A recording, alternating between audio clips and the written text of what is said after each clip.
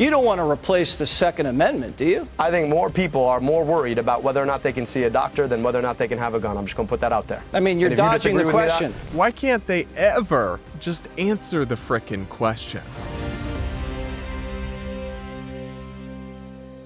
Hey guys, welcome back to the show, your home for independent and nonpartisan commentary and analysis on politics, media, internet insanity, and more. We are going to check in with another clip that's going viral from the far-left Democrat Abdul El-Sayed, the Senate nominee out there in Michigan against Republican Mike Rogers, his wild interview that he just did on Fox News with Jesse Waters. Now, we already talked about the crazy debate about transitioning kids where Abdul El-Sayed started talking about Jesse Waters' penis, so you'll have to go back and watch that video if you haven't seen it yet. But now we're also going to talk about a couple other moments that flew under the radar in terms of the media reception from this interview, because that moment about Jesse's penis was so disturbing to so many people, but actually some very substantive issues were raised in the interview, and Abdul El-Sayed just refused over and over again to answer extremely basic questions about the things he is campaigning on and how much money they would cost American taxpayers. So without further ado, let's just take a look at the clip, and we will count the number of times he refuses to answer basic questions. Let's watch. You say you want socialized health care. Abdul, how much is that going to cost?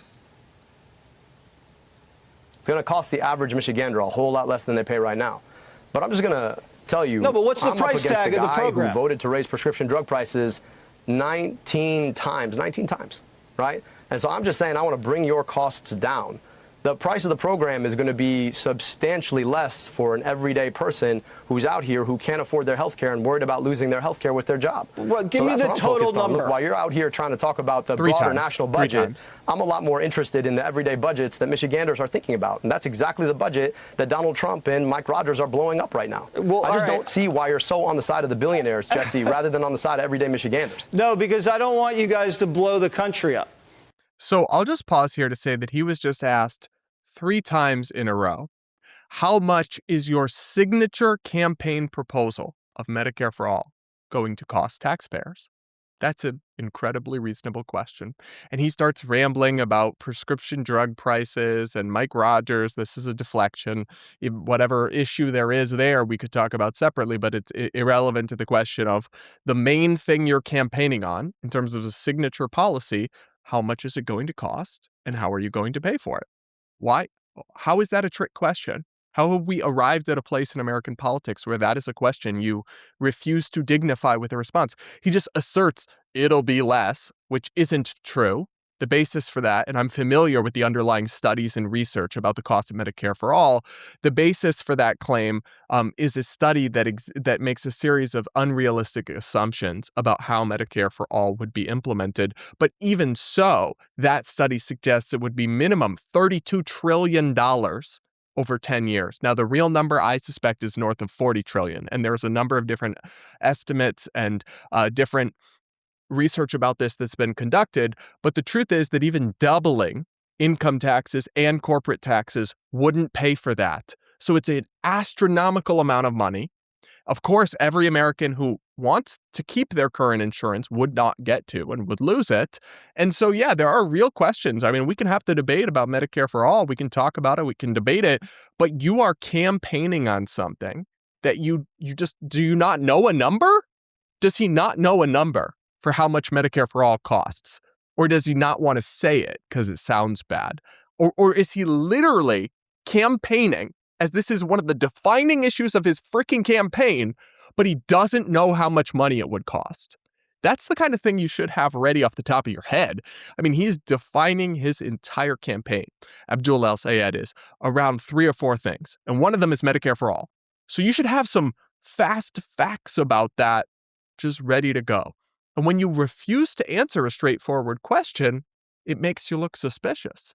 So, for example, if you wanted to answer this question honestly, he could cite an analysis and say, you know, Jesse, it will cost $32 trillion over a decade. And I know that sounds like a big number, but we already spend X amount on paying for our private insurance, and Americans would no longer have to pay that. So we would be paying for it in taxes, yes, and that would mean tax increases. But Americans will no longer have to pay for their health insurance. So it's a trade-off, and we will have X, Y, and Z benefits. And you could make a case for it, honestly, reckoning with the trade-offs. But he refuses to do that. He just refuses to answer. It's really remarkable. I don't get it. Bernie Sanders would, if you were grilling Bernie Sanders on this, he'll tell you how much it'll cost, and he'll tell you, now he'll make some dishonest claims about how just the rich are going to pay for it that aren't true, but he'll at least engage in the conversation about what's actually happening. This just feels weird. Gaslighty. It's like, this isn't a trick question. Anyway, let's keep going here. Do you know how much the federal budget is now? No, neither do I. Here's exactly What's the federal budget? You guys want to, right? Pete Hegseth, Hey, who used to Abdul, work answer for the your, question. your Do you know channel, what the federal budget wanted is? to raise. No. I just want to talk about this. Look, you want to talk about budgets? I'm happy to do that. The guy who used to work on your channel, I think he was like the 6th host on the 5. He wanted to raise our military budget to $1.5 trillion, and you don't seem to be upset about that. What? So we could fight a war we don't know how to get out of? To raise our gas prices $5 a gallon? That doesn't make sense to me, Jesse. We want to talk about the things that we actually should spend on. To me, I that's have a feeling, and Abdul, childcare you don't and even good know how schools. much money the government spends every year. Do you know? Look, the question, Jesse, to me All right, is, so you I don't know. what Let me tell Michiganders you are what it spending, is. It's and $7 that's what I'm trillion focused on. a year. And your plan Jesse, to take over the I can tell you healthcare system that is secondary. $4 And trillion. here's the problem with it. So to exactly your point, I mean, do you know what I'm not very 1.5 good at trillion out math. of I don't think you're 7.5 very good trillion at is? math either, but go ahead. Clearly you don't. And you don't seem to care. But I don't think most Americans want to spend that much money on military escapades so that the folks stranded on the USS Abraham Lincoln can't even get a sausage for breakfast. I just think that we could do a lot better with our money, Jesse, and I think that's where you and I tend to disagree. I just disagree. Mike Rogers agrees with you. And I think the if you American public and spend $4 Michiganders trillion, don't agree with you. everything else is going to get really expensive. You're going to look back at Bidenflation, and you're going to wish you were back there. I'm sorry, but when you find yourself getting cooked on economics and federal finance by Jesse Waters, who is not the brightest bulb, that's a bad sign.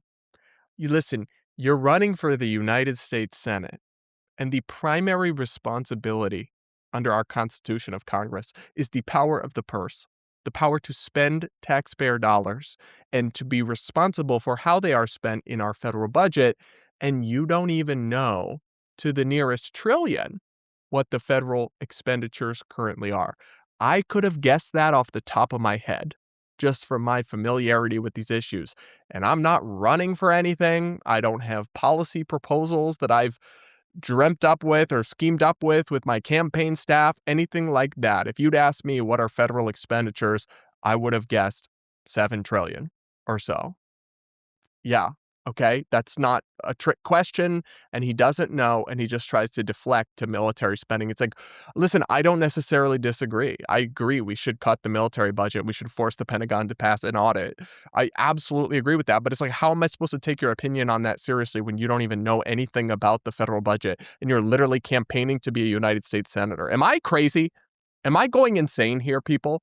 Are my expectations unreasonable? I don't think they are. Maybe I'm the problem. Maybe I'm delusional for expecting someone running for the United States Senate to know what the federal budget is. We're so cooked. I'm sorry, like this, our country's politics have descended into parody. It is a joke. And he probably will win. Odds are he's going to win anyway. I mean, the wins are going to just be at the Democrats. The Democrats back in the midterm elections. Obviously, Michigan is now a blue-leaning state in a lot of ways. And voters do not demand any economic knowledge or coherency about any of this stuff. I mean, Trump doesn't display it, right? His tariff ramblings are detached from reality. He runs massive government budget deficits and adds to the debt huge amounts, and no one cares. So it's like, obviously, voters across the board don't take these issues seriously or expect bare minimum knowledge or competence, but they should. And I'm not really ready to give up on that. Call me naive, call me quaint, if you will. And then it's just very bizarre. Like, he might still win, Abdul El-Sayed, but he's so out of touch with Michiganders. And I can say that as somebody that's lived in Michigan for years and will be moving back there in the near distant future. he won't say whether or not he thinks we should get rid of the Second Amendment. It's actually crazy. Listen to this clip from another part of the interview with Jesse Waters. Let's watch. You also said this. You want to replace the right to bear arms with the right to health care. You don't want to replace the Second Amendment, do you?